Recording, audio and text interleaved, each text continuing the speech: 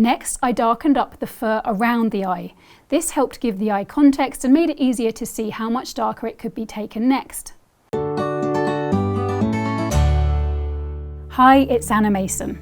In this episode of Nature Studio TV, I'm going to show you how to paint shiny, realistic animal eyes in watercolour. We're going to start with my 5 top tips for painting eyes, and then I'll give you a detailed overview of how I painted the reflective 3D eye of this sweet Spaniel dog. The eyes are the most important part of an animal portrait, so what I'm about to share with you can help you bring more life and realism to your own pet and animal portraits. So let's start with tip 1. Work larger than life. When you look really closely at any eyes, you can usually see a variety of shapes and shades. It's very hard to paint all of those details at life size or smaller. By working at a larger scale, you stand a much better chance of achieving a realistic result. Tip 2. Before you begin, closely observe all of those small shapes that make up the eyes. Because eyes are spherical, it's important to make sure that they look 3D and rounded. The way to do this is to pay close attention to the angles of the shapes and reflections. Get those right and the eyes will look curved and shiny. My third tip is to start with an accurate and detailed outline drawing. If you take the time to make an accurate outline drawing before you begin painting, it'll really help you to place the reflections and shapes in the right positions, and it will save you time in the painting stage. Take a look at what I chose to include in my outline drawing for this spaniel's eye. When I'm working on an animal painting, I'll often paint the eyes to a near completed stage early on. So tip 4 is to paint the eyes early. It can motivate you to keep painting when you see the subject of your portrait looking back at you. Before you use dark paint on the eyes though, you need to make sure any paler surrounding areas have been painted.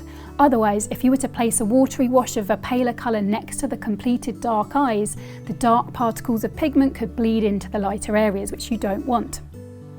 As a portrait progresses, I often revisit areas where I can see that they need to be darker, and I do this with the eyes too.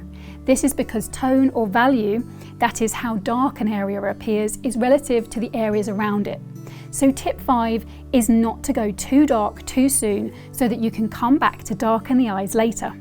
Leave yourself room for manoeuvre by not painting the eyes quite as dark as you think they'll need to end up.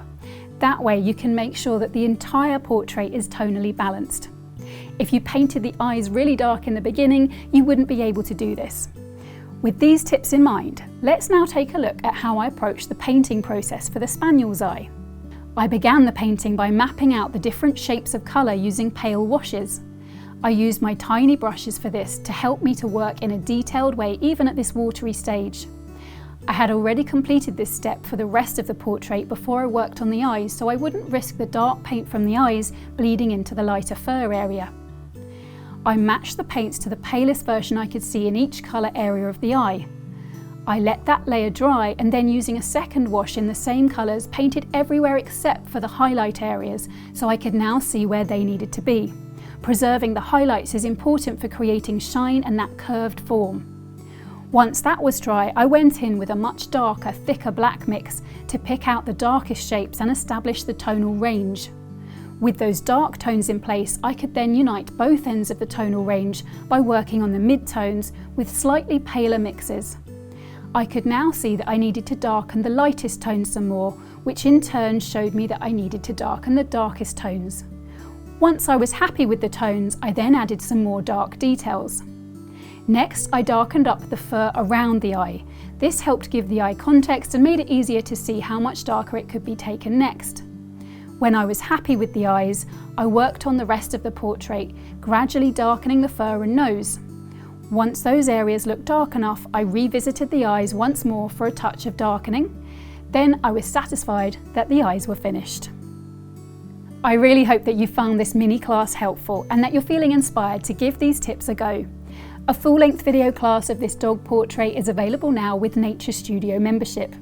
If you've enjoyed this mini class, please subscribe to Nature Studio TV, then pop over to naturestudio.com where you can sign up for free classes and find loads of free resources to help you capture the beauty of your furry friends on paper. Thanks so much for watching, and I'll see you soon.